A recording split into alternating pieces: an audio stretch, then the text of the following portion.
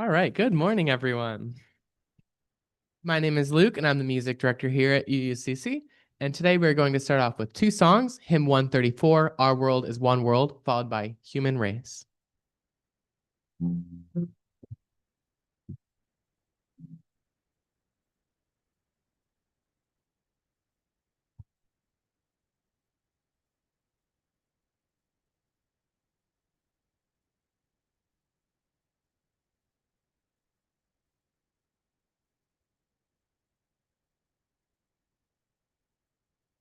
Our world is one world. What touches one affects us all. The seas that wash us round about, the clouds that cover us, the rains that fall. Our world is one world. The thoughts we think affects us all. The way we build our attitudes with love or hate we make a bridge or wall. Our world is one world. Its ways of wealth affect us all. The way we spend, the way we share, who are the rich or poor, who stand or fall. Our world is one world, just like a ship that bears us all, where fear and greed make many holes, but where our hearts can hear a different call.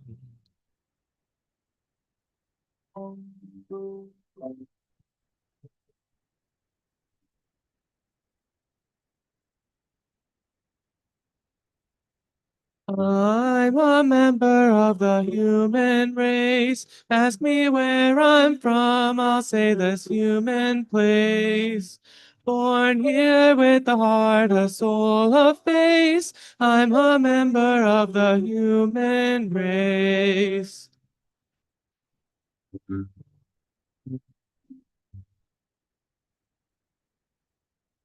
Looking at a forest, all I see are trees, oaks and elms and sycamores, branches and leaves. Everyone is different, yet everyone's the same.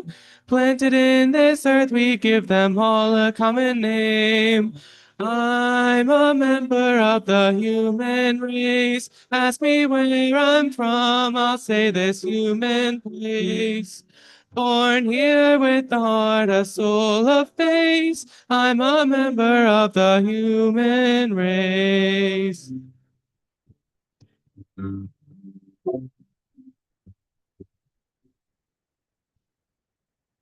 In a universe so vast, we must guarantee humanity will last. We have all made wishes on the same bright star.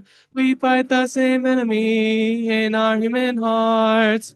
We will come together when we realize we can see each other with more than just our eyes.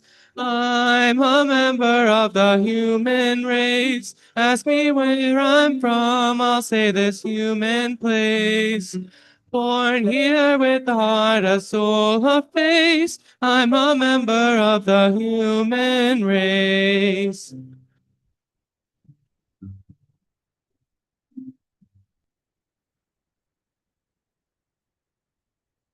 Don't think in terms of them and us. The future of our people is in God we trust. And firmly we will stand with the feet of our children's children in our own hand. I'm a member of the human race. Ask me where I'm from, I'll say this human place. Born here with a heart, a soul, a face. I'm a member of the human race.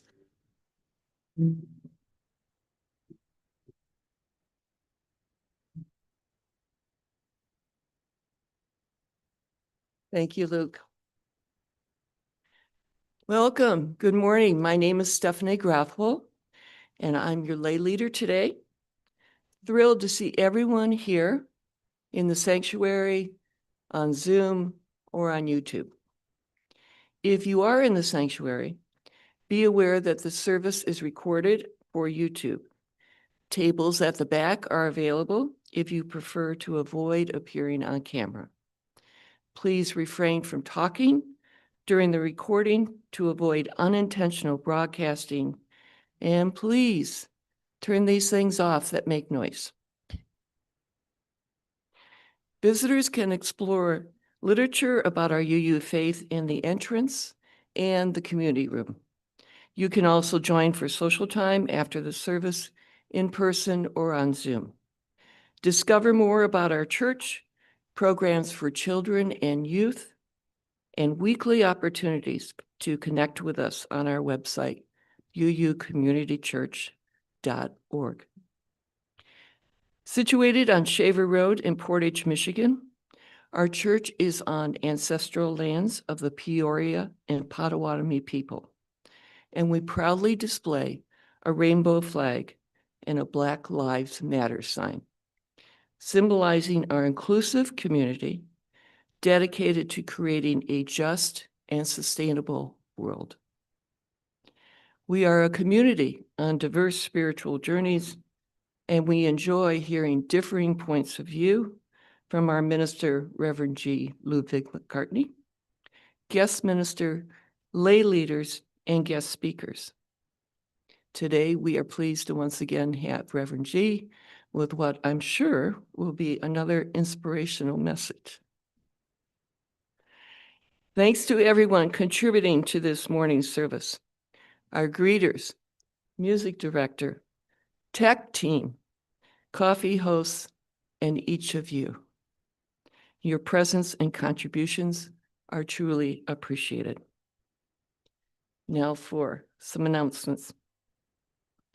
There will be a soup luncheon following the service. All are welcome to attend. Donations are appreciated but not necessary. All proceeds go to fund youth activities at UUCC. Following this soup luncheon, at about 11:20 a.m., there will be a Q&A session about the proposed budget for next year. Members, friends, visitors, and people watching on Zoom are all welcome to attend. Join us on May 8th at 7 p.m. for Transform the Way You Gather, a special EQ workshop inspired by, Darby, is this right? Priya Parker's? Inspired by Priya Parker's acclaimed book, The Art of Gathering, led by UUCC member and emotional intelligence expert, Darby Fetzer. This interactive session will help you deepen the purpose and impact of your gatherings, big or small. Please visit our website for more information and registration information. Again, that's May 8th at 7 p.m.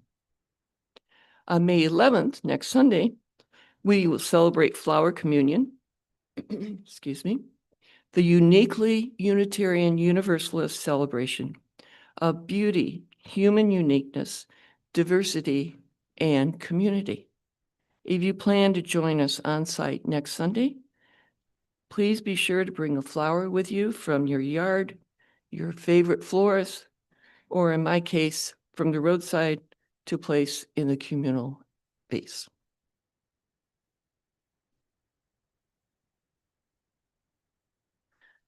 So lighting the chalice. Today, globally, Unitarian Universalists continue to light the chalice. As truth seekers, we pursue a resilient truth that withstands questioning and doubts. The flame serves as a constant reminder of our shared values, bringing them to life in our community.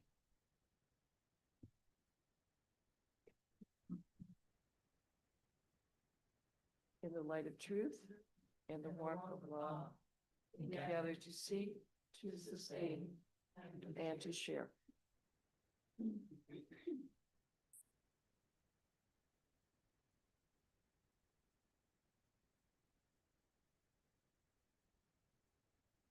Eric? Eric Nelson will now lead us in meditation.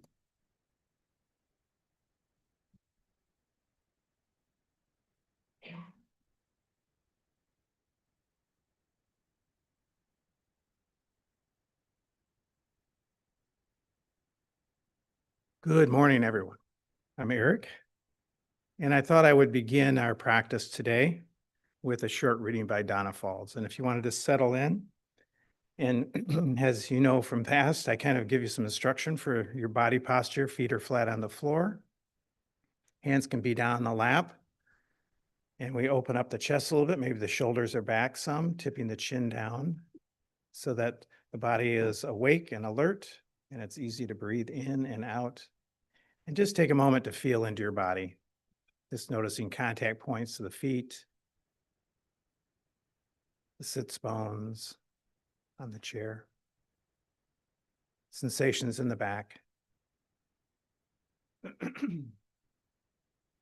And just inviting the whole body from the face, from the forehead, the eyes, the jaw, the neck, the shoulders, soften, soothe, and rest.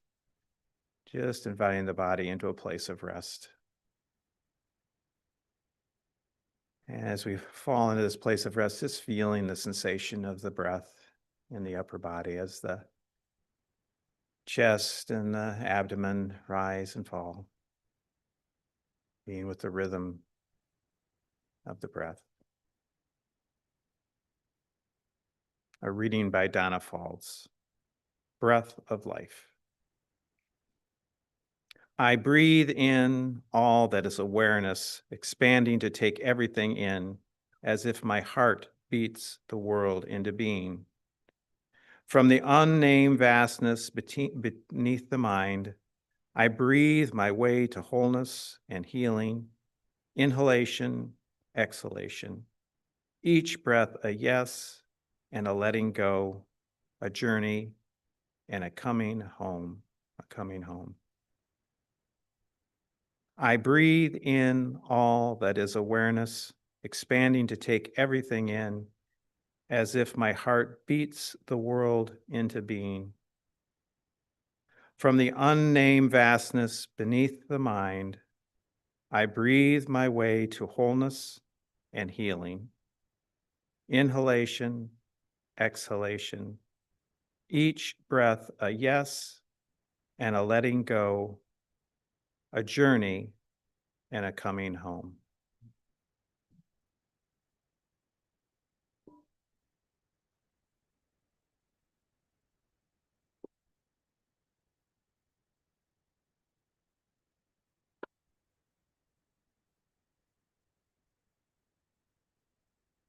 Today's practice that I'll guide us through is named the practice of the four immeasurables, or the four divine abodes from Buddhism. And they're a set of sublime emotional states that include love, compassion, joy, and equanimity. And they're considered ideal ways of relating to oneself and others. They're called abodes because they represent the natural dwelling place of an awakened heart, and are seen as limitless because they are meant to be extended to all beings without exception.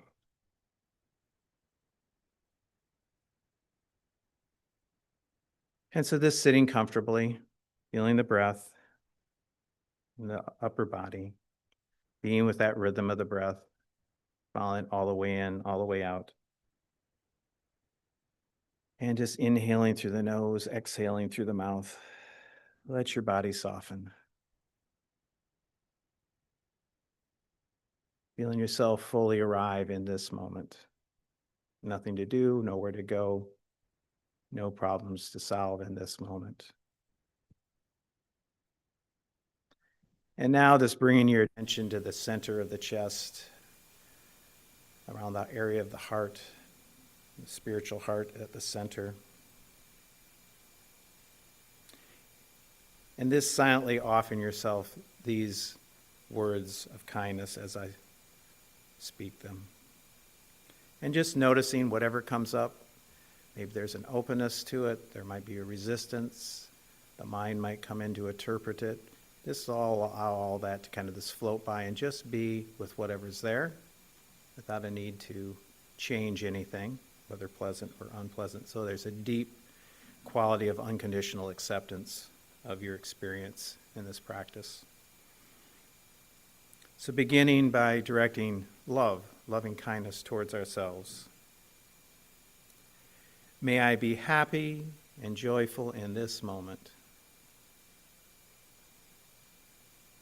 May I be safe. May I be healthy. May I live with ease. May I be happy and joyful in this moment. May I be safe. May I be healthy. May I live with ease.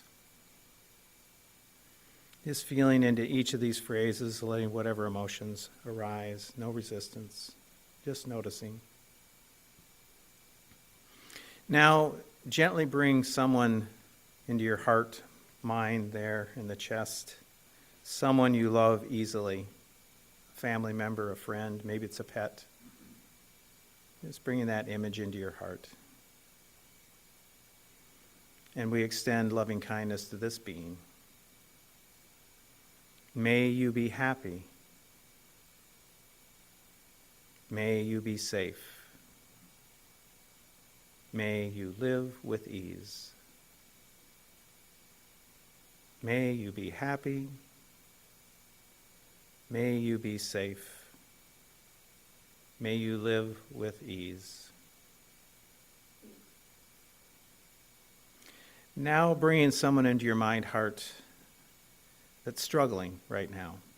Someone you know, or maybe it's someone you've heard about in the news or through a friend. Someone who's struggling. Just bringing that image of that being into your heart. And feel your heart connecting with their suffering.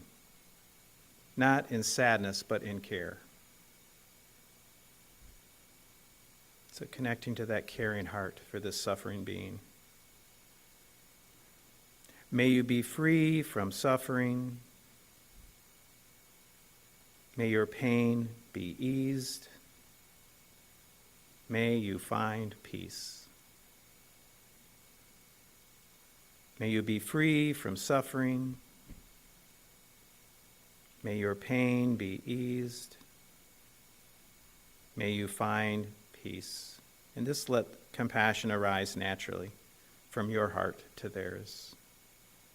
May you be free from suffering. May your pain be eased. May you find peace. And now moving into an empathetic joy practice, continuing with these 4 practices. So bring to mind someone who's doing well, someone who's experiencing joy, success, or peace in their life right now.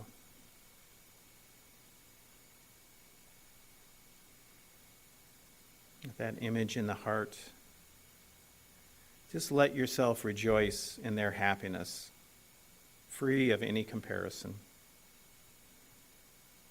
And we silently send these words to this being. I'm happy for you. May your joy continue. May your happiness grow.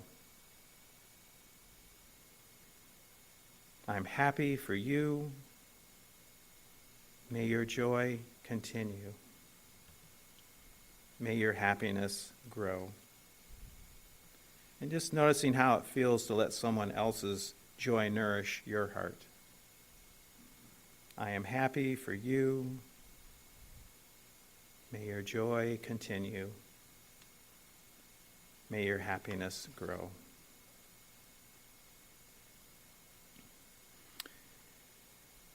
And moving into equanimity now. Now bring to mind, into the heart mind, a situation or person where you feel helpless, conflicted, or uncertain. Bringing to mind a situation or person where you feel helpless, conflicted, or uncertain. And there's no fixing or judging around this, just bringing spacious presence of openness, compassion, and wisdom. So bringing this being to mind who's helpless, conflicted, or uncertain. May I accept things as they are. May I accept things as they are. May I be at peace with what I cannot control. May I be at peace with what I cannot control. All beings are the owners of their actions.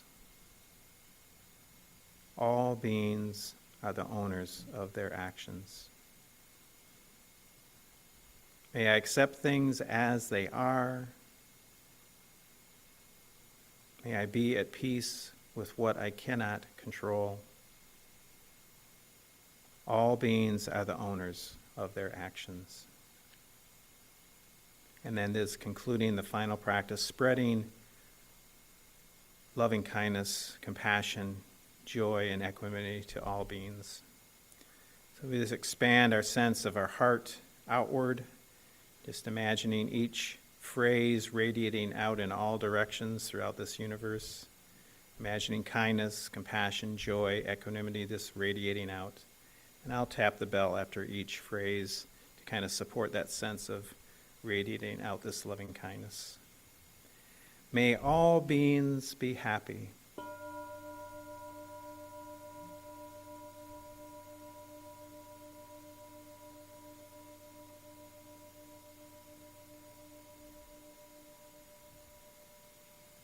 May all beings be free from suffering.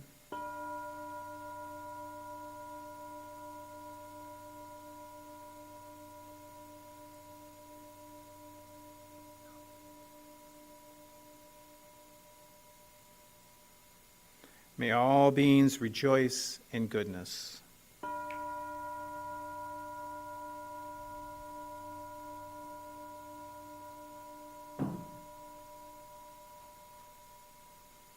May all beings live in peace.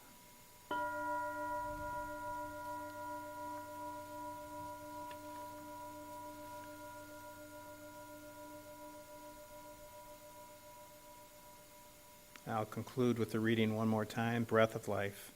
I breathe in all that is awareness, expanding to take everything in, as if my heart beats the world into being. From the unnamed vastness beneath the mind, I breathe my way to wholeness and healing, inhalation, exhalation, each breath a yes and a letting go, a journey and a coming home. Thank you.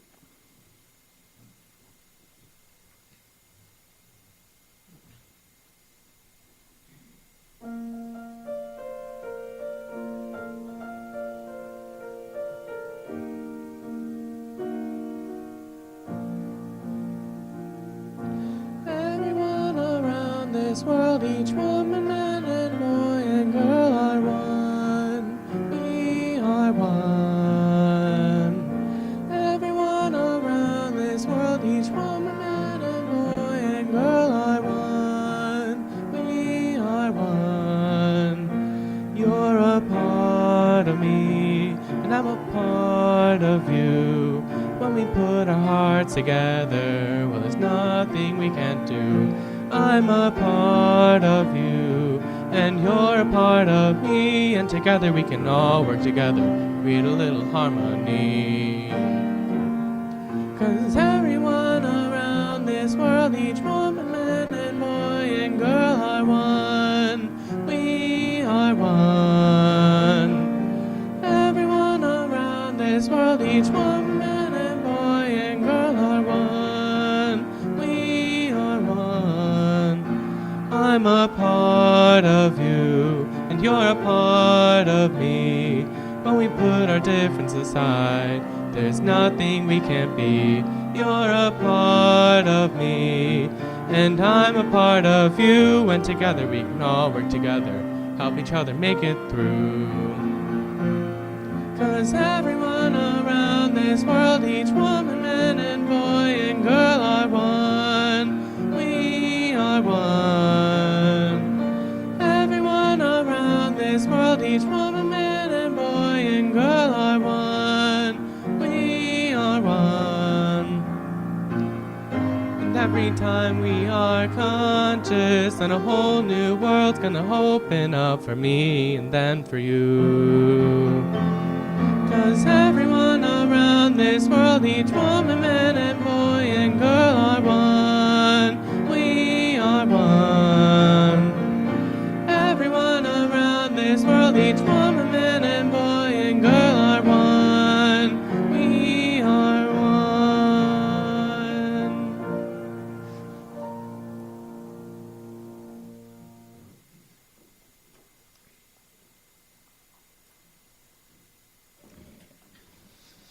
Good morning. Welcome. Welcome here. Welcome there on the holy interwebs. I'm Reverend G, and I'm delighted that you have chosen to spend this hour with us. Now, aside from my talk, my prepared talk, it's funny, Eric, when you did this meditation, and then you asked us to think of somebody who is joyful. And, you know, I had no problem thinking of somebody of the other requests, but joyful, I thought, like, I don't know, some people present joyful, but I don't know what's going on in their lives, really. I don't know who to pick here. So it's funny how we believe the misery, but don't trust the joy. So anyway, today I am going to talk about the stranger in the land. And as I was preparing for this talk, and most of you know by now that I grew up in communism, and I was 19 when it ended, December of 19. No, okay, I was 19, and it was December when it ended. Anywho, and then, so that was, 36 years ago, a long time ago. And I always thought that the best thing about it is that it's over. And so I came to this country when I was 23. So I was 19 when it ended. I was 23 when I came here. And as I was preparing for this talk, I tried to remember what was it like to live under communism. Because I've not thought about it a whole lot. And I tell you what else is funny. When I go back home to visit, and I get together with my friends, and we remember stuff, and then I've forgotten that. I have forgotten how that was. I've forgotten so much because I haven't thought about it. Yet it was so real, and it was so formative. And I will also tell you how formative it was. So how was it in communism? I do remember the scarcity. So I was 7 years old when just about everything from the stores disappeared. Food, clothing, shoes, socks, you name it. It just disappeared. And all of a sudden, I saw these, like my mom would disappear also for very long periods of time. And I would ask, where is mom? Where is mom? Well, she was in a line somewhere. Long, long lines for many, many hours. And then sometimes, and very often, they would run out of the stuff that she was lining up for. So she spent all these hours and would come home empty-handed. So we ended up in a situation where we had some money, but you didn't have much to spend it on. So that's scarcity there. Then I also remember fear. Fear of who have you come in contact with today? Did you accidentally say something that the Secret Service will learn about? They had tentacles everywhere. And then, will you get in trouble? And then if you get in trouble, you understand that you're not the only one who's getting in trouble. The whole family is getting in trouble, especially if a kid says something. Because where would the kid hear that something that they said? Obviously in the family.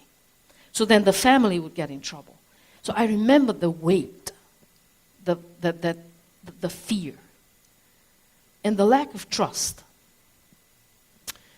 You just didn't know who you could trust. And that would also apply to family members. You did not know who the Secret Service had recruited. And they would recruit with blackmail. Like they would find out something, they would have something on a family member, and they say, you either work for us or. And then, you know, people are people. They're afraid. They don't want that thing to be known, or they don't want to be put away for a long time. So they say, okay, I'll be an informant. And then you'd have to give your weekly reports. And then you were told which people you had to give your weekly reports on.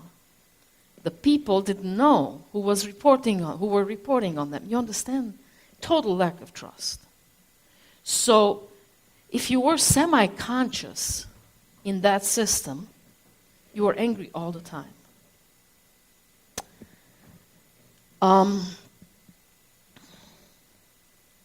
Disagreement or protest was absolutely not allowed of any sort. No gatherings were allowed in protest. You could have a family gathering, you could have a wedding, you know, where a large number of people would come together, but never talk about dear leader or what dear leader does and says. And it was viewed, if you spoke against, if you had an opinion that went against the official government's propaganda, it was viewed as anti-patriotic. So if you disagreed, that was viewed as not patriotic.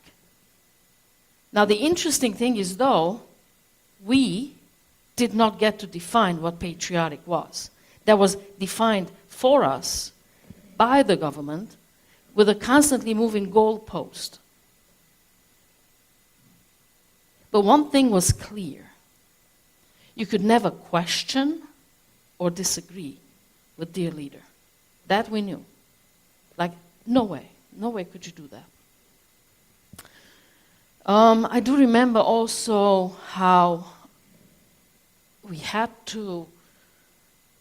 it was mandatory to go to these party meetings, even for children. So the children were pioneers, whatever. We had all little names and little uniforms, and they were breaking us in, right? So we were taught to love dear leader, never disagree with dear leader. Dear leader is perfect, perfect.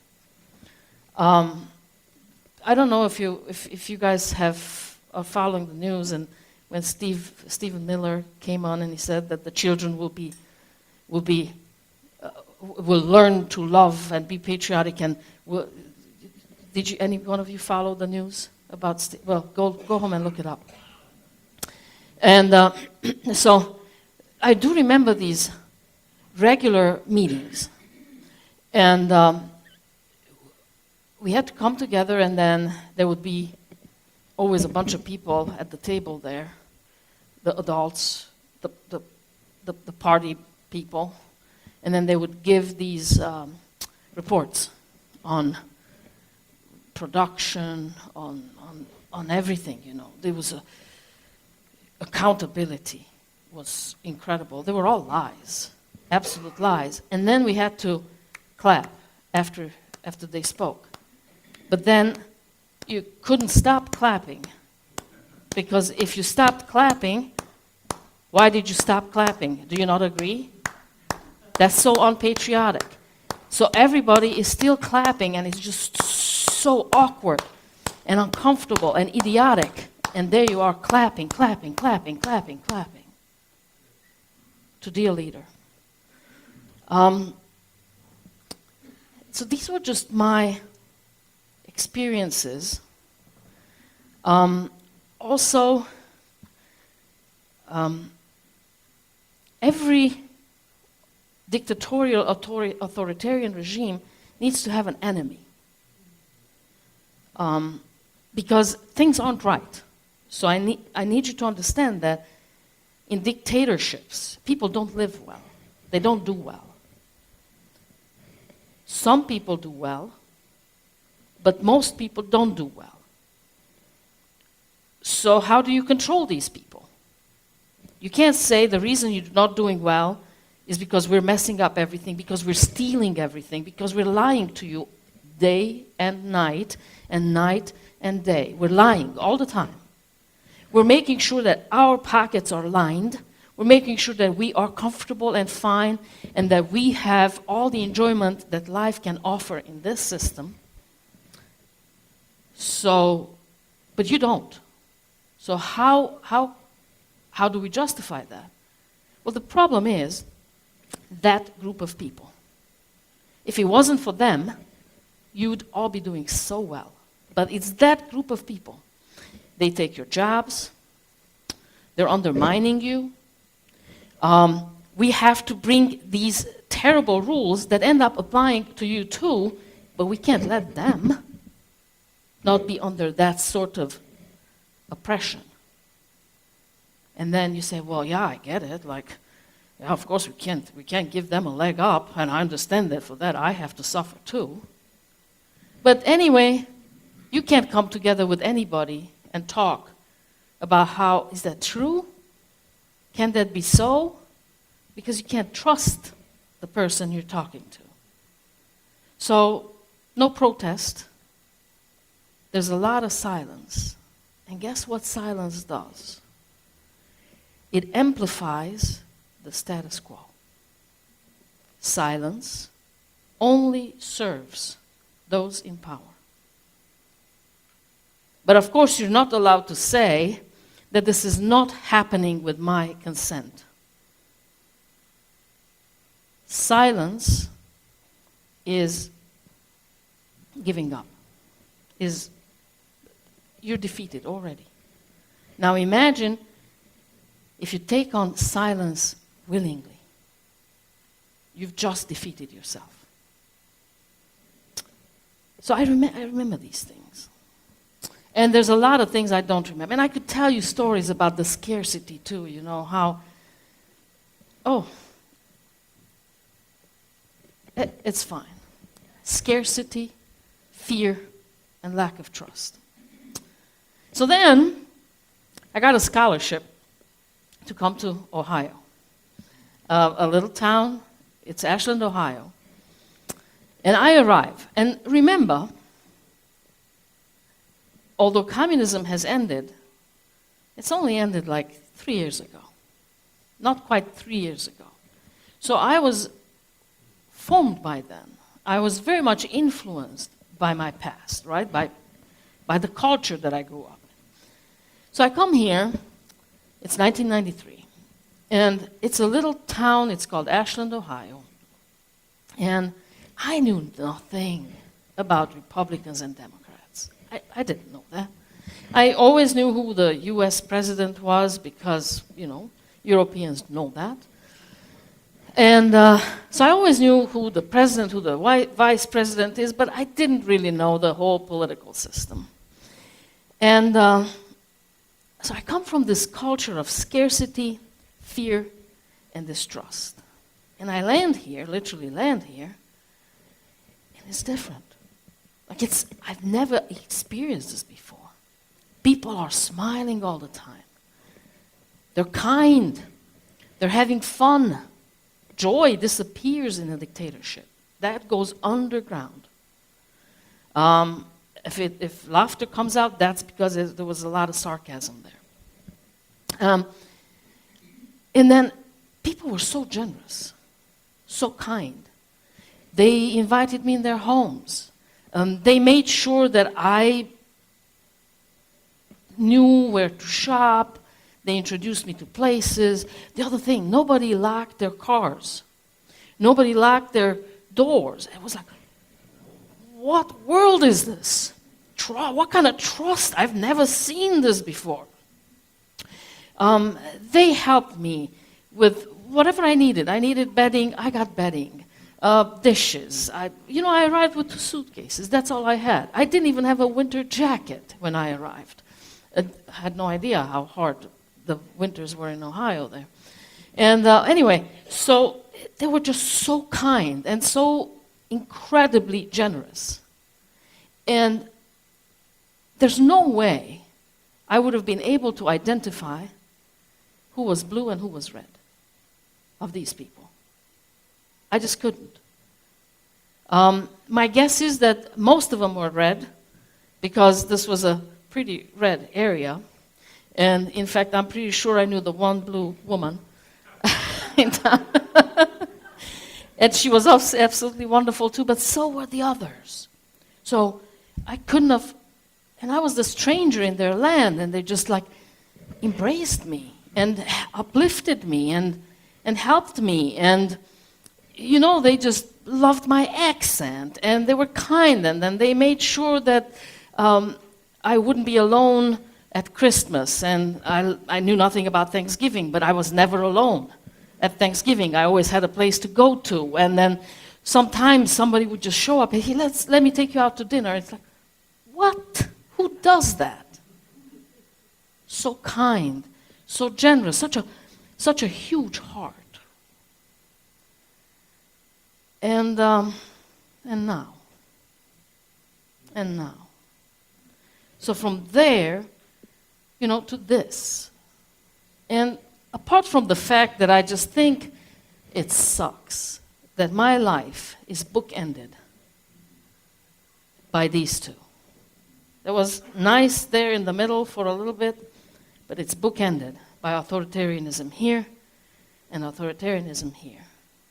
So apart from that, because that's just my personal little experience, I am so sad that the big heart, that beautiful big heart that was so healing for me, is changing, is closing. And now we are showing something very different to the stranger in the land. We are unkind. And it's not a bug. It's a feature in this government. It appears to me that this government wants to introduce a dog-eat-dog world. And that's what that was. That's what that was, a dog-eat-dog world. And I have to tell you that fear doesn't bring the best out of people. It just doesn't. And it doesn't have to be that way. We can choose differently. So I have to tell you about another insight I had recently. I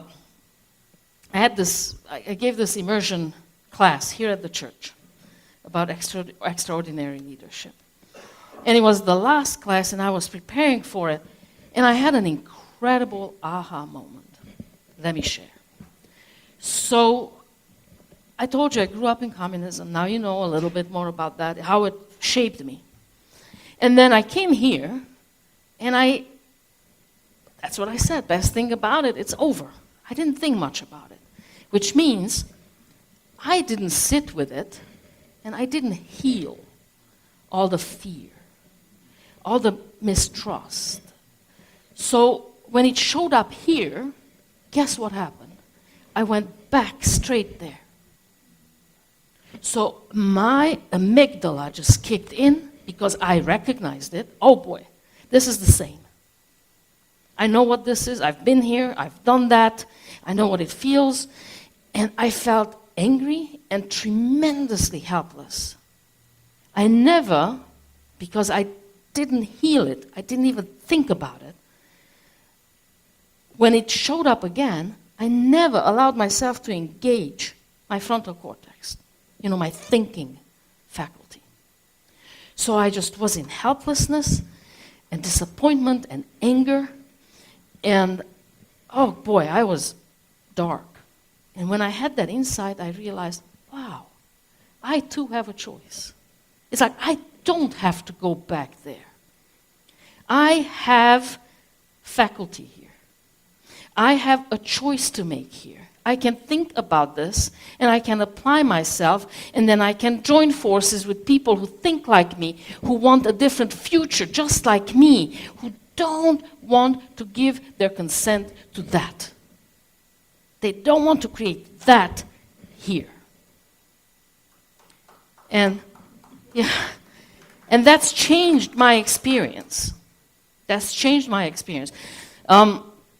James Baldwin said that not everything faced can be changed, but nothing can be changed that we don't face. Not everything that we face can be changed, but nothing can be changed that we don't face. So I'm facing it. And I am choosing hope because, let me tell you something. That love, that heart that I experienced back there in Ohio and wherever I went in this country is still alive and well here. And I am absolutely certain that when we emerge from this chapter, dark, nasty, ugly, it's an evil chapter, it's not a bug, it's a feature, we will emerge more loving, more knowing of what we want and how we want it to be. More awakened and not sleepwalking through our privilege, through our prosperity. We will have gone through the dark night of the soul, facing that which is happening. James Baldwin also said that the reason people don't stop hating is because if they did, they would have to face the pain. How could I have signed up for that? How could I have done all the things that I've done? How could I have said all the things that I've said? How did I fall for that darkness? That's the sort of introspection that's needed to stop the hate. And that's hard. That's very, very hard to do. And that's why hate keeps going on and on. Because who wants to go there and face the pain? The pain that hatred causes within, but the pain that hatred causes without.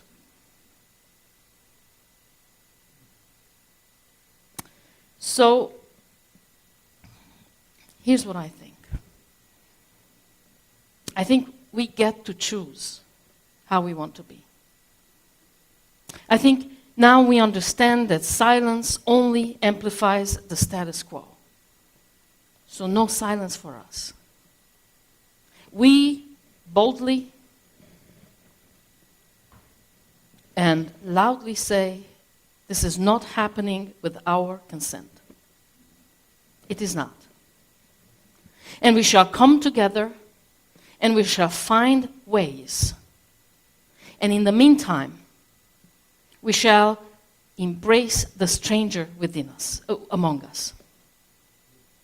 The stranger changes, my friends.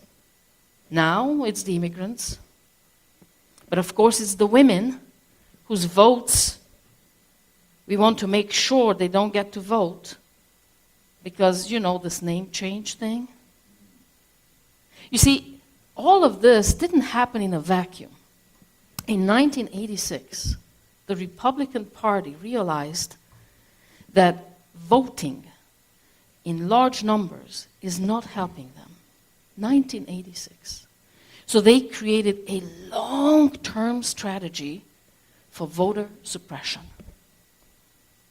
And you cannot suppress votes if you are not also feeding people a diet of fear, scarcity, and threats. You must say the reason we want to suppress these votes because, well, they've been incarcerated, even though they did their time. Because, I don't know, their names, their color of their skin.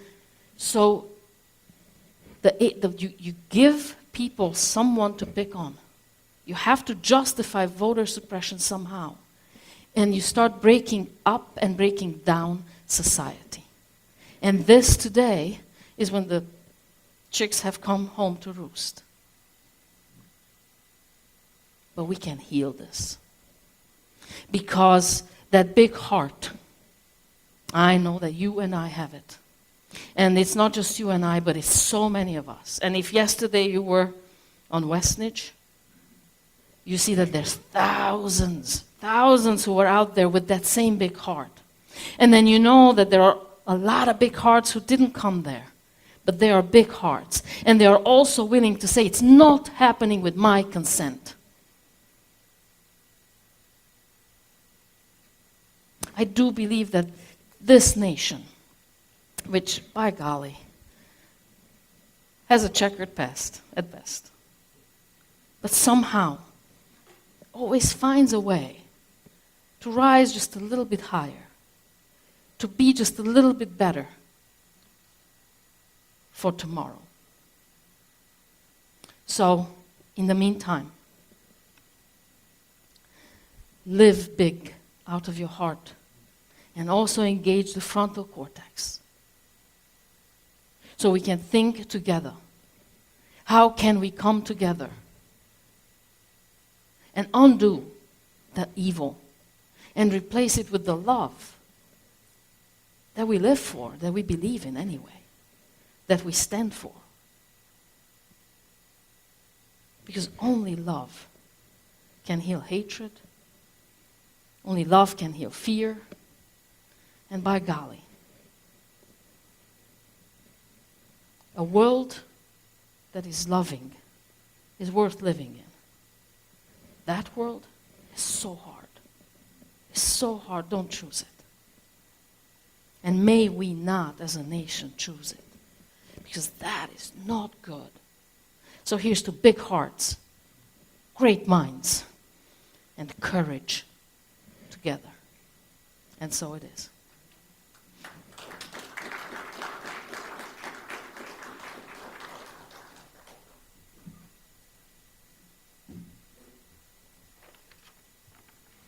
See, Rev G, I told you.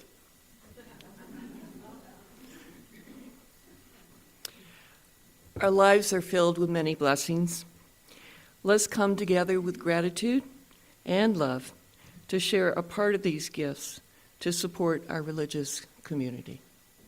You can show your love by giving in a practical way to keep our space vibrant and share our positive message. Look at the screen for ways to give. Excuse me. And our ushers are here to collect your offerings. Together we make a meaningful impact through our shared generosity.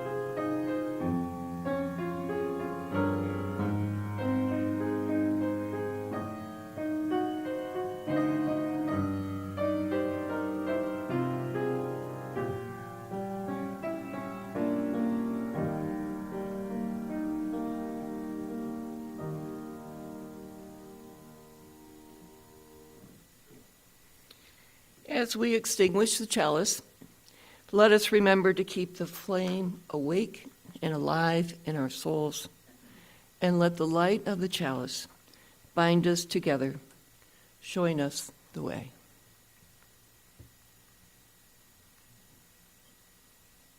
We extinguish this flame, and let the light, the warmth of community, these we carry in our hearts until we are together again. You with your big hearts and with your great minds, go be loud, stand strong in the service of love, kindness, and democracy. And so it is.